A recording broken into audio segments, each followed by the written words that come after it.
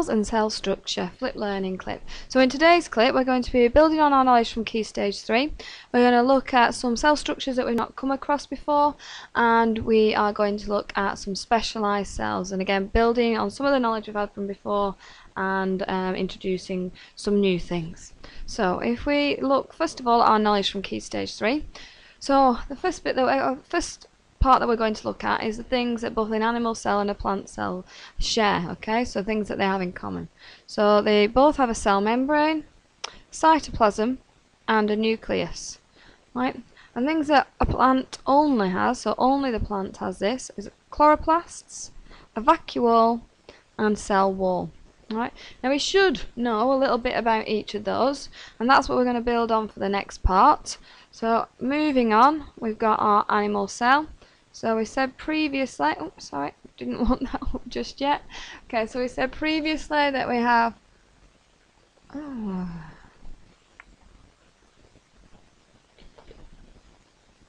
have to cut that bit out, driving me mad.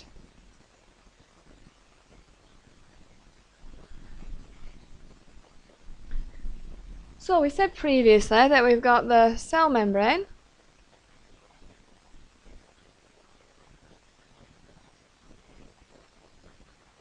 okay, and the cell membrane controls what goes in and out of the cell.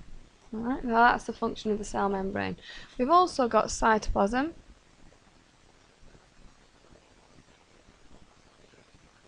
Now the cytoplasm is where the chemical reactions take place. And we've got a nucleus. Okay, and the nucleus controls the cell. It has the DNA in there. It tells the cell what it's going to be, what its function is. Right. So what you won't have realised is that in there are also these things called mitochondria. Okay. Now mitochondria. Let's just get rid of a little bit. Let's just erase some stuff. Okay. A mitochondria is there because it makes energy. Right. So the role of the mitochondria is to make energy, and it's a mitochondria.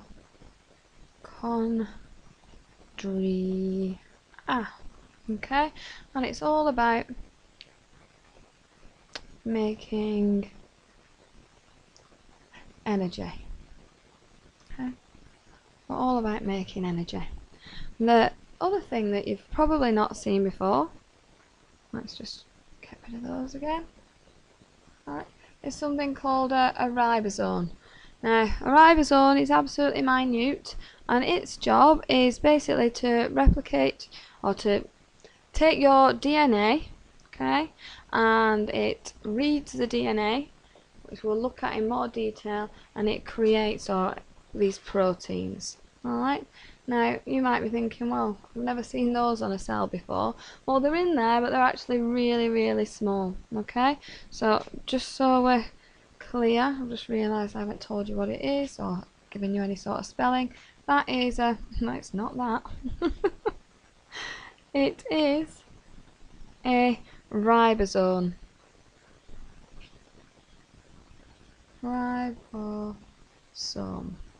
Okay, and they are there to, let's just say, make proteins.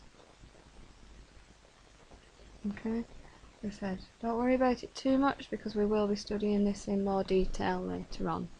Alright, so those that's our animal cell. Those are two new things that we've found out about. We've got the mitochondria, which is there to make energy, and you've got loads of ribosomes in there which make proteins. Alright, so this is our plant cell. We're not actually going to be looking at anything new particularly, but we are going to be looking in a little bit more detail about what each thing does. Alright, so they've basically got everything that an animal cell has, and then they've got a few extra bits thrown in. So if we start off with the cell membrane,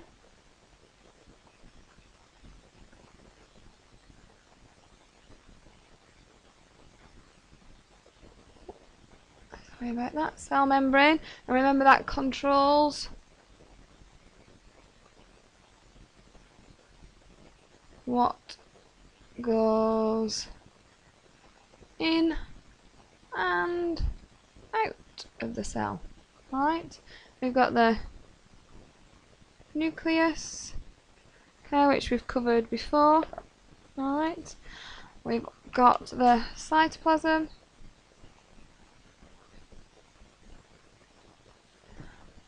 and we've got over this side a cell wall. Now, a cell wall is something that we need to know a little bit more detail about now. A cell wall is made up of something called cellulose.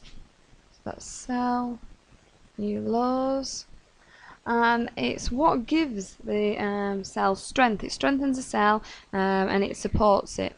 It acts kind of like its skeleton. It hasn't got any bones in it, so it needs those walls to make the structure a little bit more rigid, and so that the stems and leaves can support themselves. Okay, we've also got these chloroplasts.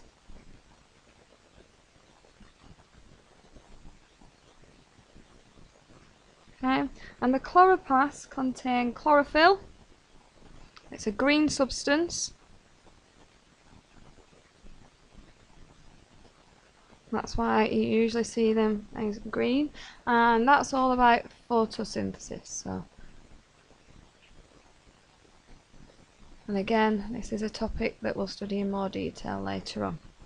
Alright, and then finally, we've got this thing called a permanent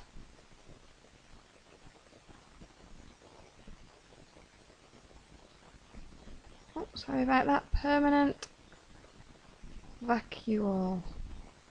Okay, now that contains cell sap, which is basically a mixture of sugar and salt.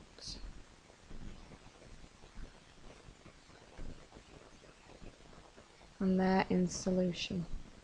It's only weak, but that's what they're there for. So, four things we know quite a bit more detail about now. So there's the cell membrane controlling what goes in and out. The cell wall that's made of cellulose and is there to support, and that's been an exam question before. What's a cell wall made out of? So make sure you know. The chloroplasts, which contain chlorophyll, and that's where photosynthesis happens. And you've got a permanent vacuole, and inside there's the cell sap. So it might have gone out picking a dandelion, for example, and split it, and there's that liquid that's coming out. That's cell sap, and that contains a really weak solution of sugar and salt. Okay, so now what we're going to look at is bacterial cells, and this is where you're going to have to put up with my diagrams, I'm afraid. So, let's see. Already got a black pen, haven't I? So let's draw a bacterial cell. A bacterial cell is actually pretty simple. Okay, so that's its basic shape, and it has both a cell wall and a cell membrane. So, cell wall and cell membrane.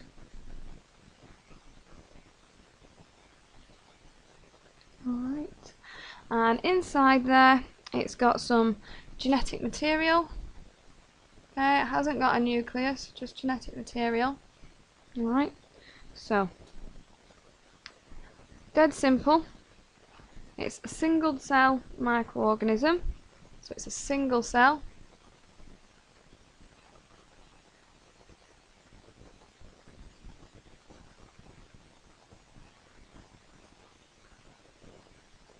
Microorganism.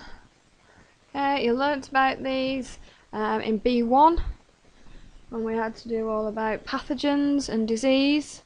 Okay, we learnt about them having antigens on the outside and our bodies made the antibodies. And then there are also then there's the cytoplasm. So we've got our cell wall, cell membrane, we've got our genetic material, okay, and that is not a nucleus. Alright. Next one that we have is a yeast cell. So a yeast cell is really simple again. Okay, a bit more circular though. Right. So again, we have a cell wall and a cell membrane. Now, we also have a nucleus on there, but the material inside it's considerably simpler than it would be for something like human, and we have cytoplasm. Okay, so that's your yeast. It's a microorganism. It contains a nucleus, cytoplasm, and it has a cell membrane which is surrounded by a cell wall to give it structure.